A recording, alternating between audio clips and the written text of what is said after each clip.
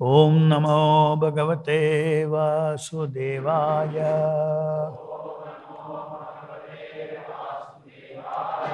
Reading from Srimad Bhagavatam, 4th Canto, Chapter 14, text number 44 and 45.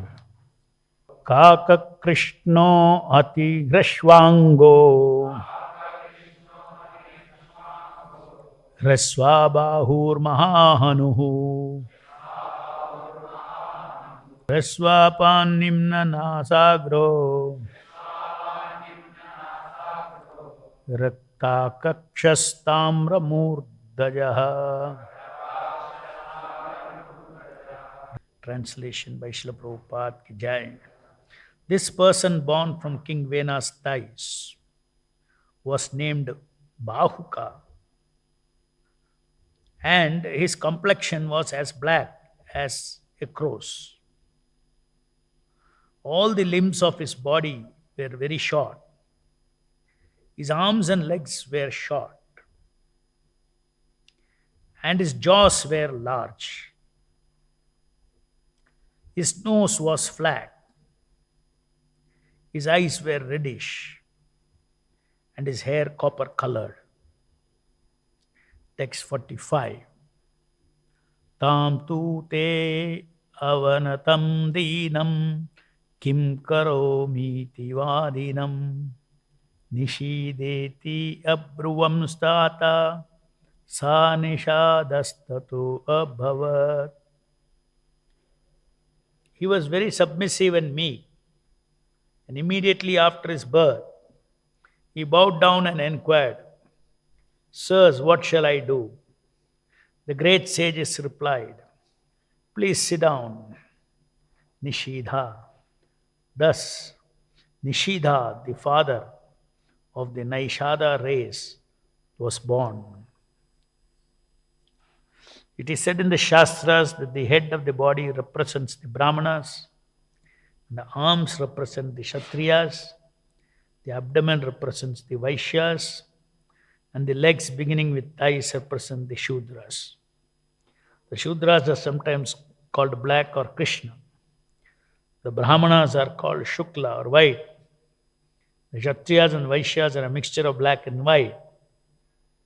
However, those who are extraordinarily white are said to have skin produced out of white leprosy. It may be concluded that white or a golden hue is the color of the higher caste. The black is the complexion of the Shudras.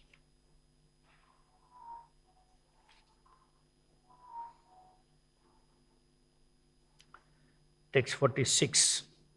Tasya vamshastu naishada girikanara gocharaha yenahara jayamano vena kalmashamulbanam. After his birth, he immediately took charge of all the resultant actions of King Vena's sinful activities. As such, this Naishadha class are always engaged in sinful activities like stealing, plundering, and hunting.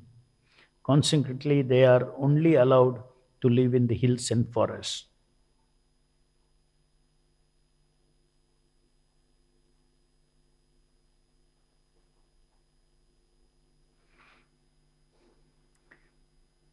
Purport. The Naishadas are not allowed to live in cities and towns because they are sinful by nature. As such, their bodies are very ugly and their occupations also sinful. We should, however, know that even these sinful men, who are sometimes called Kiratas, can be delivered from their sinful condition to the topmost Vaishnava platform by the mercy of a pure devotee. Engagement in the transcendental loving service of the Lord can make anyone, however sinful he may be, fit to return home back to Godhead. One has only to become free from all contamination by the process of devotion service. In this way, everyone can become fit to return home back to Godhead. This is confirmed by the Lord Himself in Bhagavad Gita. Mami pata vipashritya ye pisyu papa yonaha Shriyo Vaishyas Tata Shudras Te api yanti param gatim.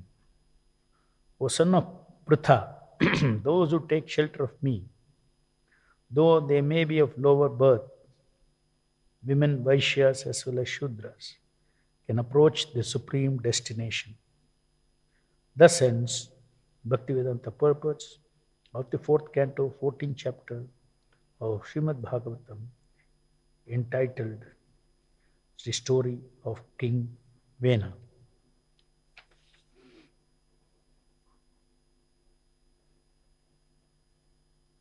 So, by churning the thighs of King Vena, which we discussed last time, these sages could produce a person, and the description of that person is given here in this verse. His name was Bahuka, and his complexion was as black as a crow's. All the limbs of his body were very short, and his arms and legs were short, and his jaws were large. His nose was flat, his eyes were reddish, and his hair copper colored. So you can visualize, obviously, from the description we see that this personality looked very ugly.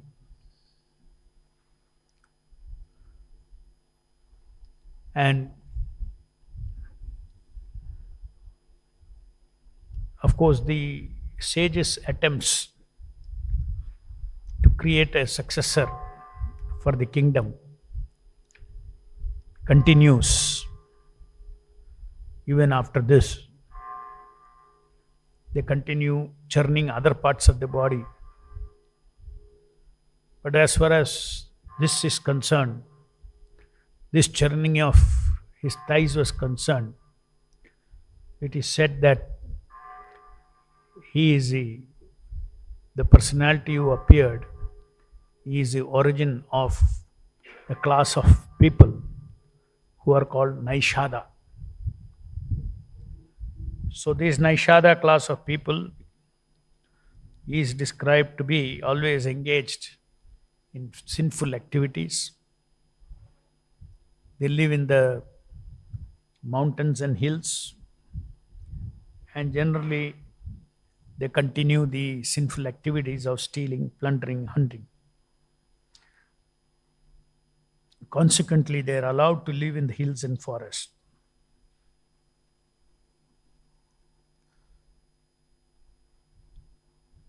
So from these many things we can understand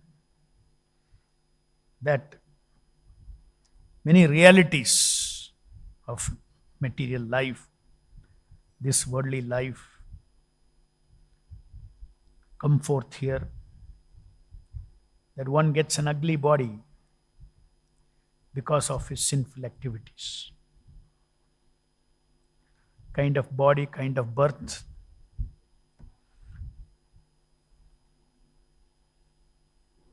Body with beauty, body with ugly features, or body with good intelligence, body with dumb intelligence.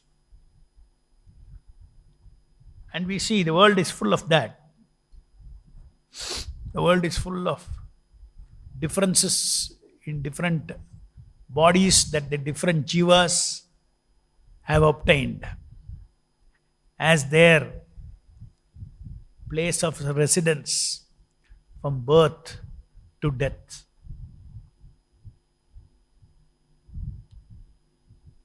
And that is what this whole material world is. This is what life is. Every person is born to some mother, and then gradually the journey up to death. As soon as one is born, he knows, means as soon as everybody is born,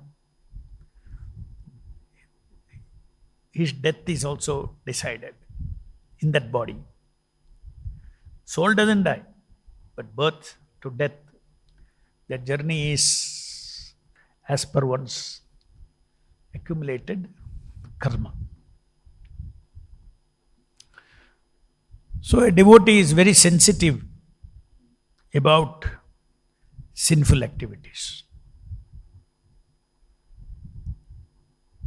The whole existence is like a single organism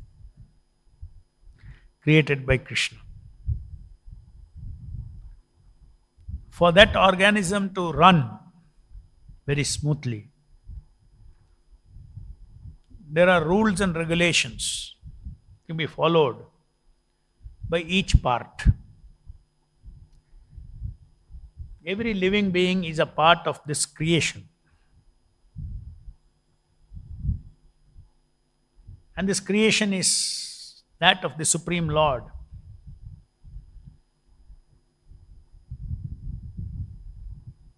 Just like in a city, take the case of order in the roads, the city roads. The roads are made by the government.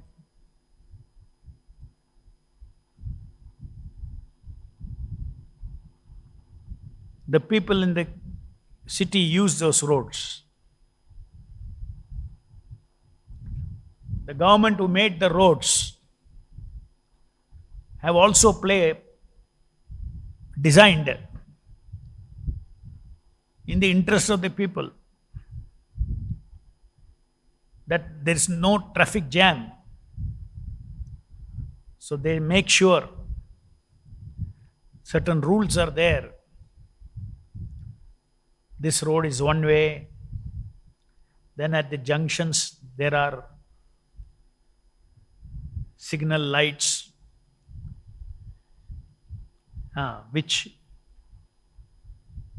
regulates the people on the road, the vehicles on the road, when it should stop, when it should proceed. So, therefore there is harmony in the road. If people don't follow, keep left, keep right, all these things, they don't follow, then it disturbs the life. So therefore the government also, just see, how do they keep this in order? Those who break the law, they are fined.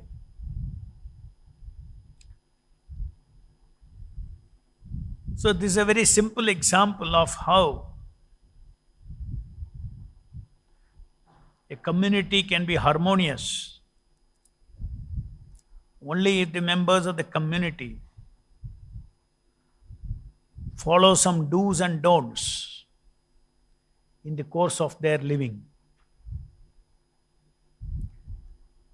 So when that is the case, even in a simple example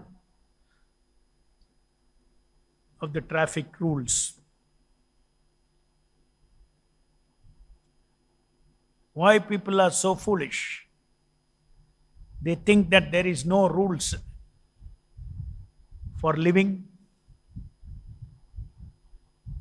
in life, what one can do, what one cannot do, what one should do, what one should not do. When one does something that one should not do as per the design of the creation, that is called sinful activity. So sinful activity disturbs others also, and also it harms you. Just take the traffic example, you disturb others also. Finally it harms you because you have to pay the fine. So these are very fundamental principles of godly life, where one recognizes that just like human laws are there are laws of karma. It is laws of God. So the reward and punishment is there for those who break. It is so logical. It's not that the Lord loses if you engage in sinful activity. The Lord is displeased because He is losing something. No. He is displeased for us. He is displeased for the chaos. He is displeased for the individual who gets unnecessarily, who suffers due to punishment.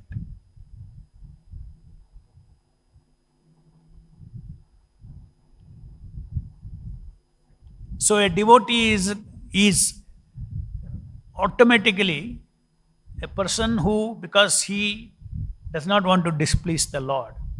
That is the definition of devotee. He always wants to please the Lord.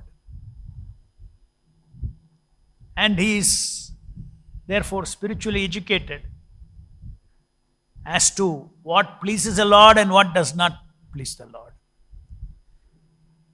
He does not do anything that is displeasing to the Lord. This should be our attitude towards sinful activities. Each living entity has got so much free will. Here it is said, stealing, plundering and hunting. These are sinful activities. Stealing means taking something that is not due to you, but which is somebody's earned property, that you take it without paying the price. That is a karma, bad karma. Plundering, same thing. Looting people's wealth. Hunting, which is unnecessarily killing the animals which have a right to live. So these are some of the anti-social activities. Apart from this, there are sinful activities: no intoxication, no meat eating, no illicit sex, no gambling. Each of them, if you analyze, one will see that he is breaking the design of the Lord as to what a human being should achieve having taken a human birth.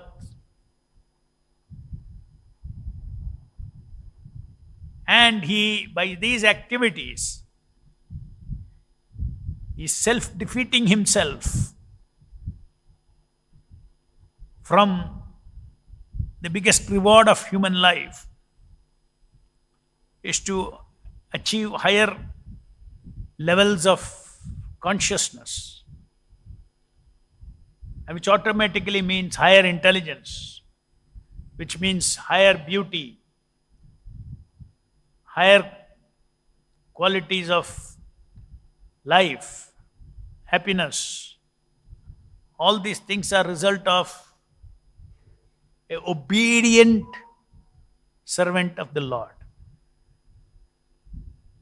So to become a devotee of the Lord, first we should become obedient to the Lord. The world belongs to Him. Everything is His arrangement. He is maintaining all the living entities by His arrangement. At a macro level and a micro level. At a macro level, you see planets are there, sun is rising, giving energy to everything on this earth.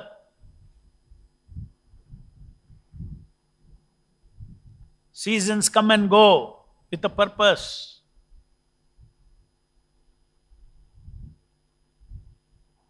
Systematically, timely rain comes, because of which the vegetations grow. Because of those vegetations, we are able to eat.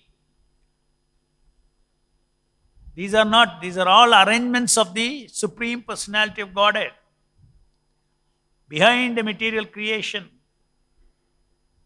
Krishna is there as the foundation of everything that he declares and reveals in the Bhagavad Gita. So devotees are, okay, I am devotee, now I do devotion service. Devotion service is transcendental. This has nothing to do with the material world. No. When we are in this body, material energy, body is also material energy, this world is also material energy. There are absolute laws that are made by the Lord. Illusory world we create in the head is something else. But this world is, in terms of existence, energies, it is a real creation of the Lord. Though it is temporary, it is created as in the image of the spiritual world, but it's a real creation in the image of the spiritual world, as a reflection of the spiritual world. And these perverted reflections create a false life from birth to death for each living entity. Kala is continuously moving on behalf of the Lord. Everyone is growing old. Everyone he cannot stop Kala, time from affecting him. His body, his situations, his life, his relationships, his body-centered world. Everything is pushed beyond himself through the force of Kala.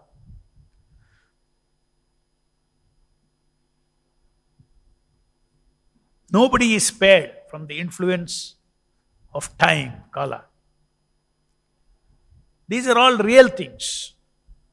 It is not that these things are not connected to devotional service. Anything connected to material world is Maya. No, it's not true. The real perspective of the material world, there is an absolute perspective and there is an illusory perspective. And one lives his life thinking he is this body. Though body is given for a particular purpose, a transcendental purpose, human life is given. But he lives like an animal in this material body, then that is an illusory perception of this world. That does not mean that this world does not have an absolute perception. That absolute perception, how to see this world as non-illusion, is you learn from Bhagavad Gita. Krishna describes what is what, everything. So the most important for us, the transcendental knowledge to start with for everyone, is the message of Krishna in the Bhagavad Gita. What is sinful, what is not sinful. When you don't accept the arrangement of the Lord, you short-circuit the arrangement of the Lord.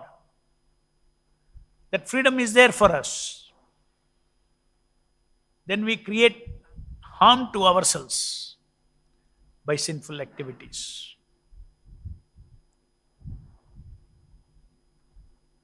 When we cooperate together as per the design of the Lord, then we contribute towards the welfare of the Lord. Just like if you follow all the traffic rules, then you are contributing to everybody's journey in the road.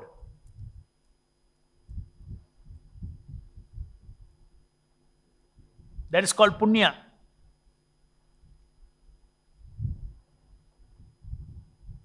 But when you short circuit, you disturb everybody. Disturb yourself.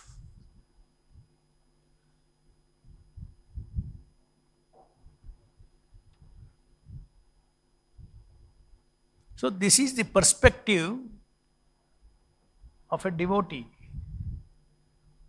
Why he does not misuse anything, any facility, against the design of the Lord, against the principles of dharma. He knows the role of the principles of dharma. Therefore, a foundational requirement of a devotee is at first his obedience to the Lord and the Lord's will. How this world should run, respecting the laws of karma.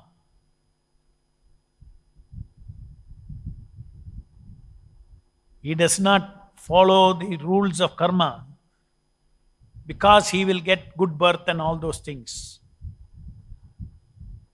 Unlike the karmis. The karmis, they are vikarmis.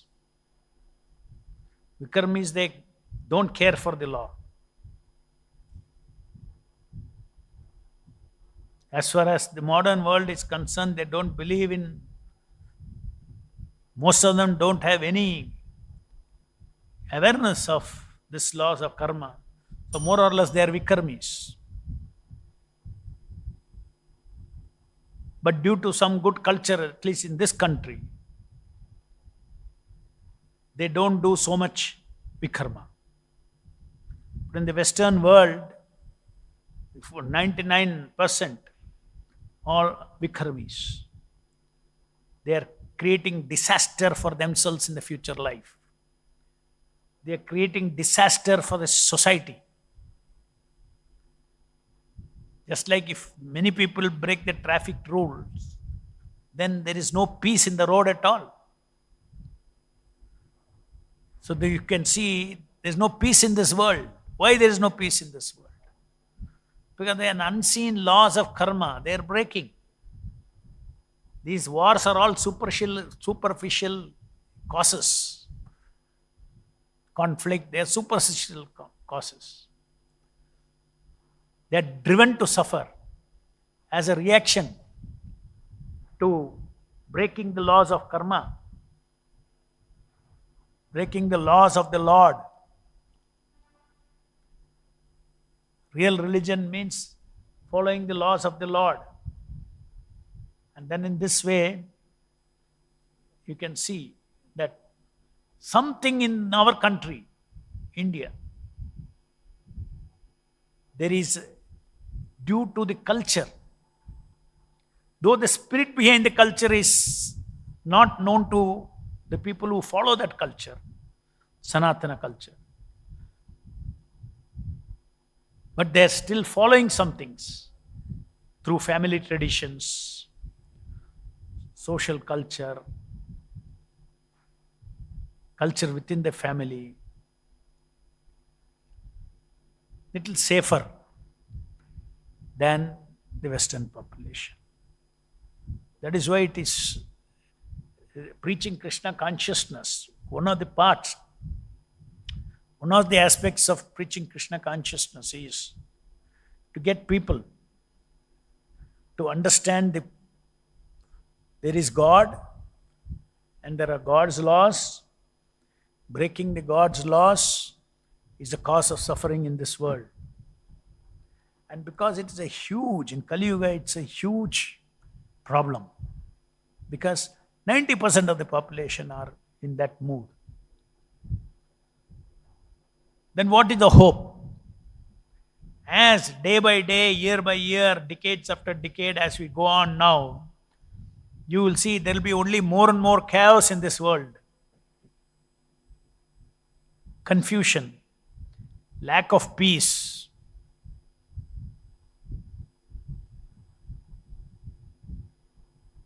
So then what is the solution? The solution is to bring them from the path of vikarma, to make them nice karmis. At least, you don't break the laws of fruitive activities, everything. There is no hope. That is not preaching, because anyway, to change, to bring about that much change when 90% are in another path of vikarma. Lord is very merciful that in this age, knowing this unfortunate suffering way of life, He comes down as Chaitanya Mahaprabhu and brings down the holy name. And then this holy name, Sankirtana, brings auspiciousness within the society. The cloud of vikarma goes away from the minds of the people. They'll become better and better citizens of this world, who will not engage in sinful activities. At least 4 gross sinful activities. No intoxication, no meat eating, no illicit sex, no gambling. To follow these things are very difficult also. But the holy name is Sankirtana of the holy name. Chanting of the holy name is introduced in the society, among the individuals, as well as in groups, in homes, in every family, morning and evening, chanting of the holy names of the Lord.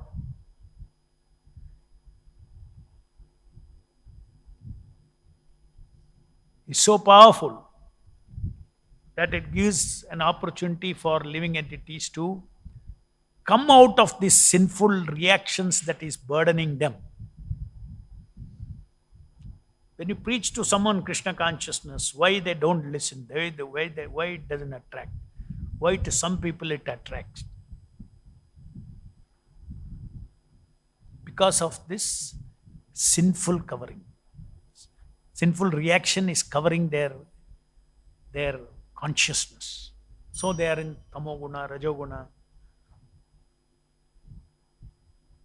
The Sankirtana is the ocean of Sat, ocean of, purity.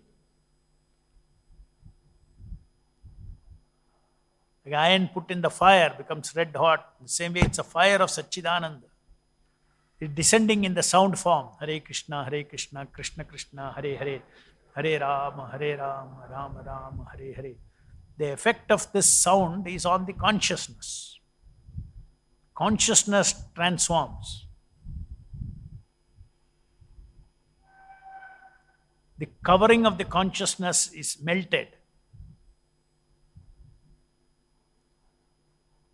So the highest welfare activity in this Kali Yuga, which is a hopeless age. How many cows are being killed every day? Because it's becoming industrial animal farming. And many more things. All 4 Kalis. Symptoms: intoxication, meat eating, illicit sex, gambling.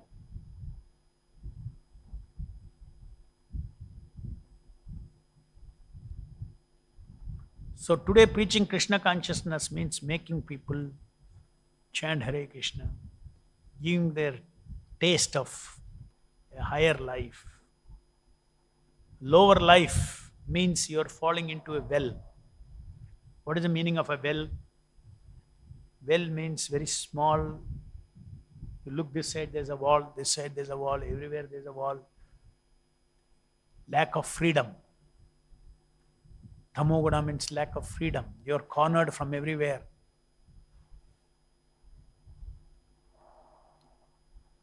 Work 12 hours. You're cornered, otherwise you cannot survive.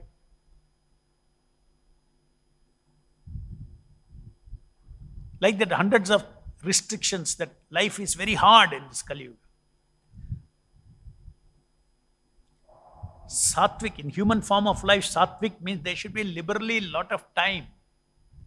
This whole Ugra Karma civilization, this civilization itself is gone into a wrong path where human being, in order to survive, in order to civilization to survive, everybody has to slog 10, 12 hours a day.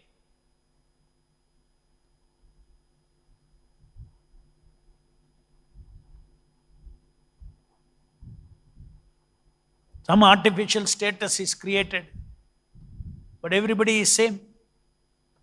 Whether the producing nuts and bolts in the factories or software, all are like either physical coolies or intellectual coolies, because they have to force to work.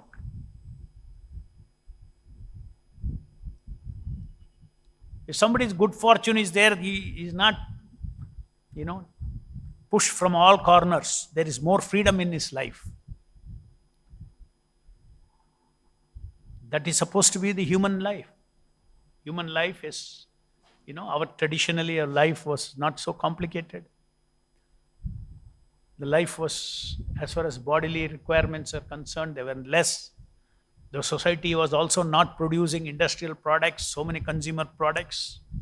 It was not producing all these. Why? Because their time was being spent in Atato Brahma Jijnasa. They had so much extra time to read scriptures, to offer different kinds of sacrifices. All that facility was there. Now that is not there. Therefore, it is said that the dharma, yuga dharma, the only dharma, yuga dharma that is possible, practically feasible, is Sankirtana of the Lord. So devotees know these tattvas, these principles of why people suffer, what is the cause of the suffering, breaking the laws of God. At least oneself should reform first. No more sinful activities, because sin means I am hurting myself. Not that who is that person who is enforcing, if I do sin, I'll get punishment. No, God is not giving punishment. You are inviting punishment upon yourself. That is the automatic system of this material world. The Lord is not some cruel person punishing and everything. No, it's all within the system. If I take a blade and cut my wrist, I am punishing myself. Yes or no? So devotee's idea of sinful activity is not, God is not cruel or anything. It's all within the system. You are hurting yourself.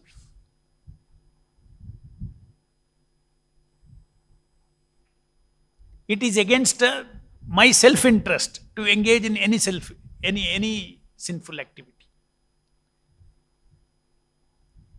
So the rishis, the saints, the gurus, they all say don't do sinful activity.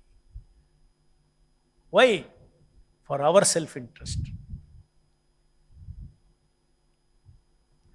Or don't do sinful activity, it displeases the Lord. Why it displeases the Lord? Because you are His children and you are hurting yourself. Therefore, Lord is not happy. The Lord is seated in the heart of all living entities and is not happy for you. So it's not that we keep away from sinful activities because somebody is there with a stick. If you do, you will get beaten. Nobody is beating. You are beating yourself. You are beating yourself. That much freedom Krishna has given to all living entities in this material world. It is left to you. You want to do good for yourself, you do it. You want to harm yourself, you do it. The Lord is seated in every devotee's heart. When he sees the devotee is engaging in sinful activities, the Lord is sad for that devotee. For that devotee.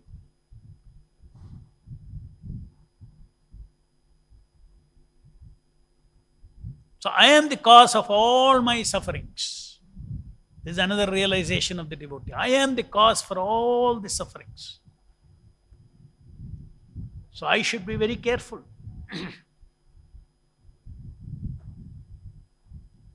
Just like in the karmi world. By doing punya, you can earn a better life. By earning papa, you can earn a life of ugly body, ugly this thing, all these things. World is full of that. So most important thing is to develop this consciousness of high responsibility for one's action. As a devotee, high responsibility.